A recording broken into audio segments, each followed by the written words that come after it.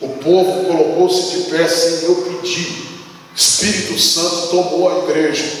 E aí, pentecostal, você sabe como que é. Fechei os olhos e receba, receba, receba. Depois de alguns receba, eu não ouvia mais o pastor Jonas falando reciba, reciba, reciba. Abri os olhos para ver o que estava acontecendo. O pastor estava de joelho e lágrimas, falando não castelhano, mas a língua do seu país original, que é o cego. Eu falei: Deus, e agora? O Senhor falou para mim: você não pediu um sinal? Abra sua boca, porque eu enrolo a tua língua agora, e você fala a língua desse povo para a glória do meu nome. De repente saiu um portunhol. Irmão, pensa numa coisa, irmão. Minha família por adoção é pernambucana, biológica baiana. Imagina um baiano misturado com pernambucano falando castelhano, irmão. Só Jesus que faz isso.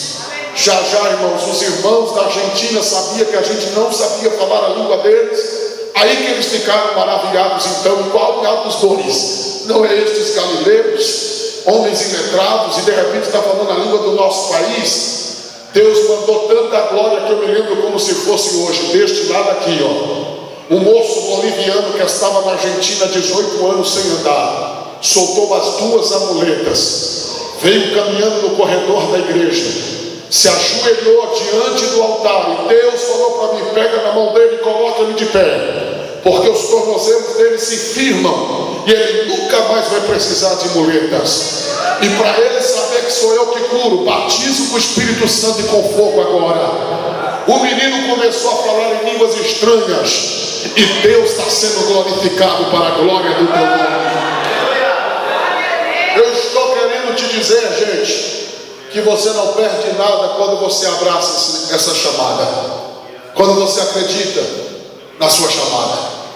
Tem hora que Deus vai levantar alguém para ir, tem hora que Deus vai levantar alguém para enviar, e Deus levanta pessoas para orar.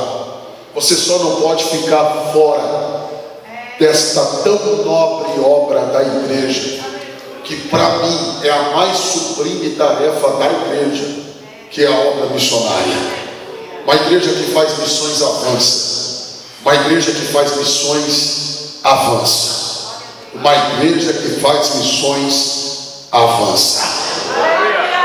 Diga para o teu irmão: você não pode ficar fora desse grande projeto que não é do homem, mas é de Deus. É de Deus. Eu estou contando isso daqui para você, gente. Eu já vou pregar, mas tem muita gente que às vezes vê a gente andando por aí, irmão, e pensa que foi assim. Não. Foi gerado no útero do sofrimento. Foi fé. Foi crer. Foi acreditar. Estava na Europa e eu fiquei agoniado, irmãos. Minha alma ficou agoniada. Estava pregando na semana do Pentecoste em Paris, na França. E a coisa mais normal em França é ver pessoas de 20 a 30 anos de idade se jogar na frente do metrô e se matar, gente. E a gente perguntava para o missionário: o que é isso daí? E ele dizia: pastor, isso é a coisa mais normal aqui. Pessoas em depressão. O Brasil recebeu muito de Deus, e Deus vai cobrar muito da gente. Então nós precisamos, a caráter de urgência, se levantar para influenciar o maior número de vidas para Jesus. Se porventura Deus não te levou para outros países, para outros estados, influencie quem está perto de você, na escola, na rua, na faculdade. Pregue Jesus, coloque Jesus no coração deste povo, porque você está fazendo missões também. Amém, meus irmãos? Quantos creem que Deus tem uma palavra no nosso coração aqui? Diga glória a Deus. Irmãos, eu li 2 textos da Bíblia Sagrada, eu vou ser rápido. Deus me visitou nesta madrugada, e eu vou deixar uma palavra profética para o seu coração. Aleluia. Eu li 2 textos da Bíblia. O primeiro texto é narrado por Lucas, médico pessoal do apóstolo Paulo, e um dos maiores teólogos do que tange a história da igreja. E Lucas fala-nos acerca de uma mulher. Essa mulher é viúva. E essa viúva, se você pegar a sua vida, você vai descobrir que a vida dela está dividida em 3 fases: passado, presente e futuro. O passado desta mulher é triste, porque ela é viúva. E se é viúva, perdeu o esposo. E não bastando perder o esposo, a Bíblia diz que ela perde o seu filho. E o texto faz questão de dizer que é o seu único filho. Quando Lucas destaca o único filho, Lucas está querendo mostrar um problema existente já na vida desta mulher, que é o problema da esterilidade. Ela é judia. Sendo ela judia, ter apenas um filho já é um problema. Pois para os judeus, quanto mais filhos ter, melhor. Judeus entendem que quanto mais filhos, mais bênçãos de Deus na sua casa. E quem sabe por isso que um dos salmos da Bíblia diz que bem-aventurados são aqueles que enchem deles a sua aljava. Falando de filhos, tratando como herança. Logo, o único filho desta mulher está morto. Se ela já tinha um problema, o problema ficou maior. Então, se o passado é triste, o presente é amargo. O futuro é um futuro sem esperança. Pois dentro de uma visão perspectiva, que é a visão ao redor, parece que eu vejo essa mulher dizendo: e agora, quem é que vai cear comigo, almoçar comigo, jantar comigo? Com quem agora eu vou compartilhar as minhas alegrias, dividir as minhas lamúrias? Dentro de uma visão introspectiva, ela se vê sozinha. E o que me chama a atenção é que a Bíblia diz que ela está a caminho do cemitério de Naim. Este cemitério, que segundo a tradição, está a cerca de 10 minutos fora dos muros da cidade. Aqueles que conhecem a Bíblia sabem que nos dias da Bíblia o cemitério não ficava dentro da cidade por causa do santo, não poderia se misturar com o profano. Isso é uma outra mensagem. Mas eu quero que vocês entendam que esta mulher está a caminho do sepulcro para sepultar o seu filho, que para mim não é simplesmente um filho, não é simplesmente um ser tricotomista, corpo, alma e espírito.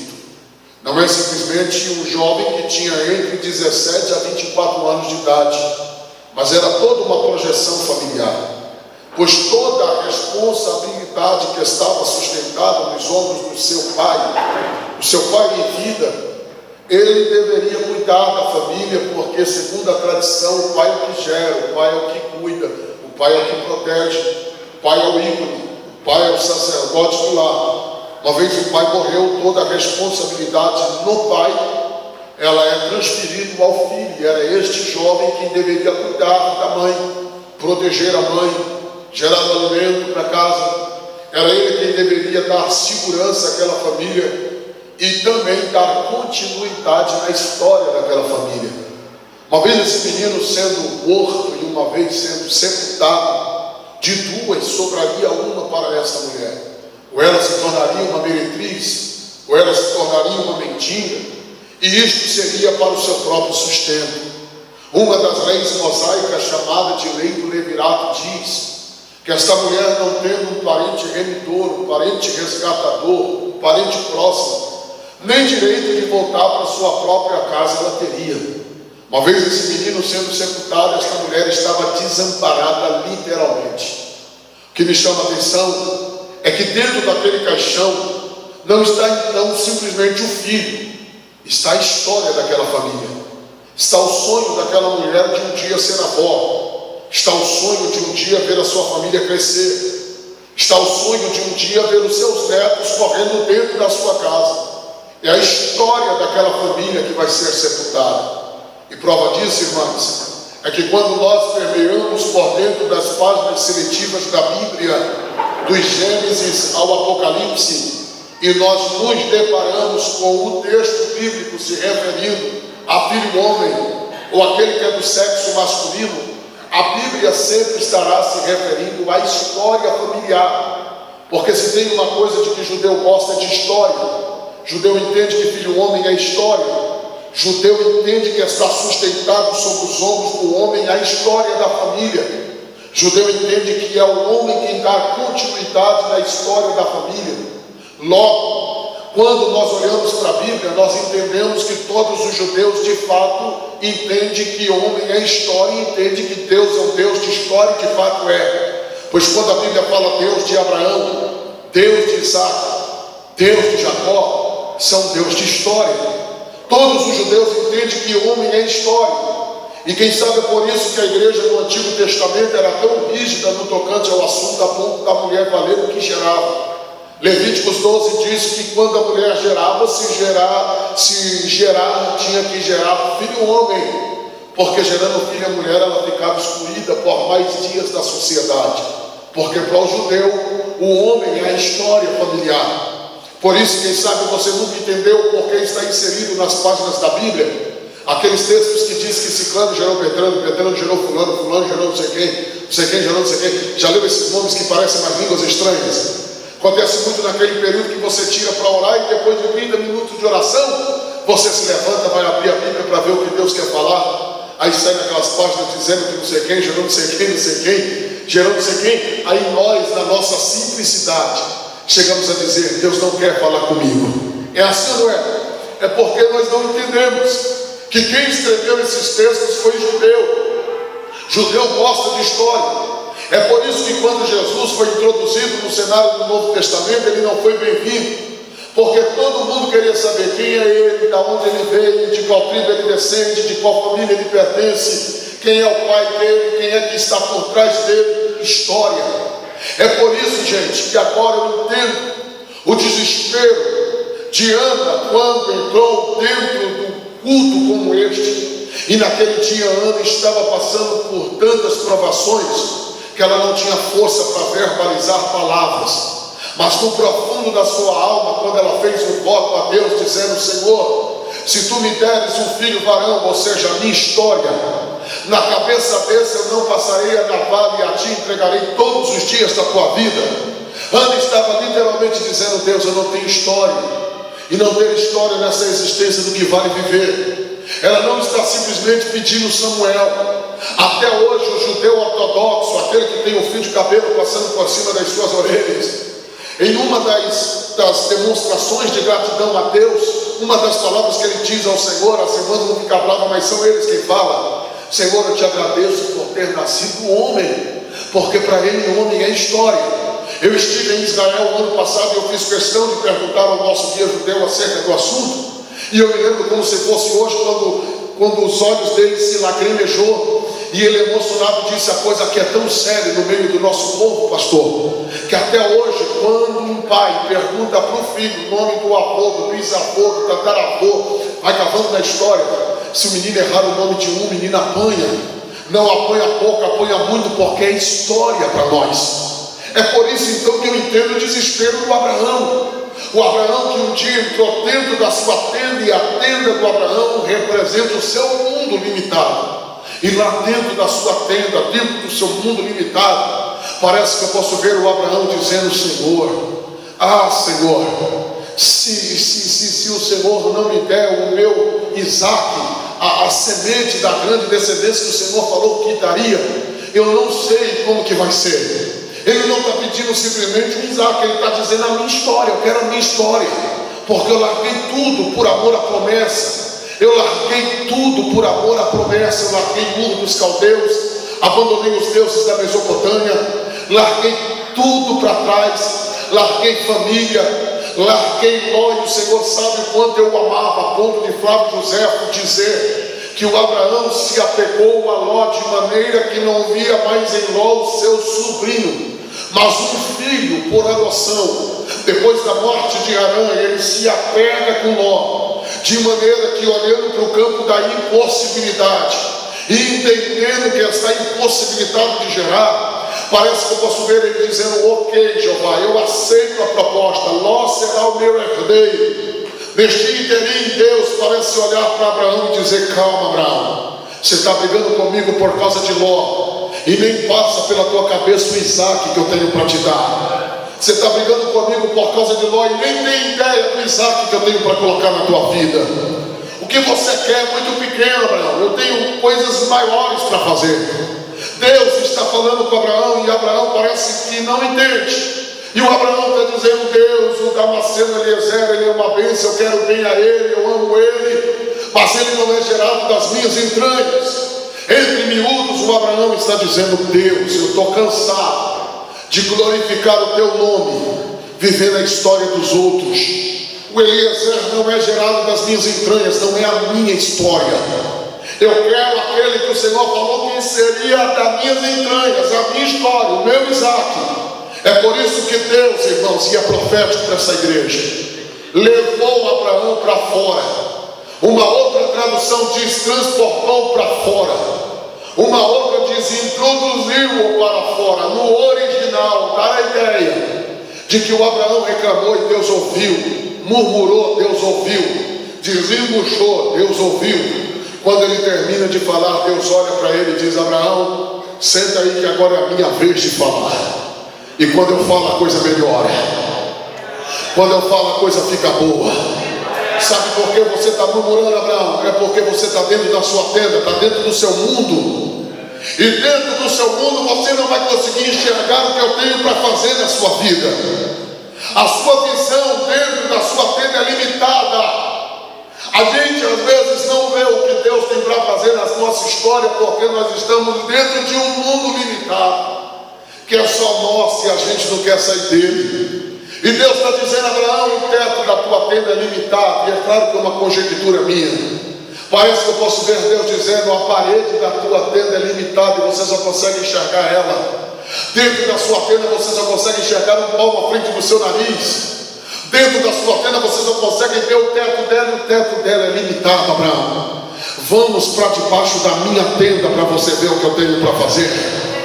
Vamos para debaixo do meu mundo, do meu projeto, da minha planta, para você ver o que eu tenho para fazer. Aí o texto diz: e Deus o levou para fora, transportou para fora, introduziu para fora. A ideia do original é que o Abraão por si parece não poder ir. Então Deus pega no braço dele, e parece que eu posso ver Deus dizendo: eu vou te tirar desse mundo de limitações, eu vou te arrancar dessa tenda de dúvidas e de incredulidade, vou te levar para debaixo da minha tenda, e você vai ver o que eu tenho para fazer na sua vida. Abraão saiu de debaixo da tenda dele e foi para debaixo do teto da tenda de Deus. Eu creio, irmãos, que quando Abraão chegou debaixo do teto da tenda de Deus e encarou os céus, e parece que ele abre um sorriso de canto de porco e ele diz: é verdade, Jeová, o teto da tua tenda é muito mais chique do que o teto da minha, está até adornada, é estrelas, Abraão, conte-as, se é que as pode contar, conte-as, se é que as pode contar. Querido, olhe para cá. O que eu vou falar agora, quem sabe nem vai sair glória, mas eu tenho que te falar. O que é, pastor? Em vez de murmurar, vai contar as estrelas. Em vez de reclamar, vai contar as estrelas. Em vez de brigar, vai contar as estrelas. Em vez de ficar colocando a culpa em A, em B e C, em D, vai contar as estrelas, pelo amor de Deus. Porque cada estrela que você está contando, você está dizendo: é promessa de Deus na minha vida. Estude isso daqui. Por quê, pastor? Prepare o pulmão para a gente dar um glória bem chique aqui agora, porque tem um senso de humor no original. É o Criador que está olhando para a sua criatura, a criatura que está se achando o recheio da bolacha, e o Criador vai mostrar para a criatura que a criatura não serve nem para embalagem. É a criatura que está pensando que é a última Coca-Cola do deserto, irmão. E o Criador vai olhar para a criatura e vai dizer: ah, já que você sabe mais do que o Criador. Porque a criatura quer ensinar o caminho das pedras para o Criador, quer ensinar que o Criador tem que fazer as coisas. Aí o Criador vai olhar para a criatura e vai dizer: tá bom, criatura, já que você sabe mais do que o Criador, quantas estrelas dos céus que o Criador fez? Se a criatura conseguir contar as estrelas dos céus que o Criador fez, aí a criatura manda e o Criador faz o que a criatura quer. Mas é aí que eu quero ver contar, gente. Me perdoe a simplicidade, mas parece que eu posso ver o Abraão timidamente levantando seus dedos e tentando contar as estrelas. E lá vai ele dizendo: 1, 2, 3, 4, 10, 15, 20, 50. E não deu glória a Deus ainda porque não entendeu, mas vamos embora. 100, 200, 500, vai para a casa das 1000. Chega uma hora que ele não consegue mais contar e parece que eu posso ver ele dizendo: Deus, tem um problema aqui na conta. O que foi, Abraão? Você não estava querendo ser mais do que o Criador? Conta aí as estrelas dos céus que o Criador fez. Não dá, Senhor. Por que, Abraão? Aquela dali eu acho que eu contei, aquela dali eu já nem sei se eu contei. Quer saber de uma coisa, Jeová? O que foi, Abraão? Não dá mais para contar, porque são muitas as estrelas dos céus.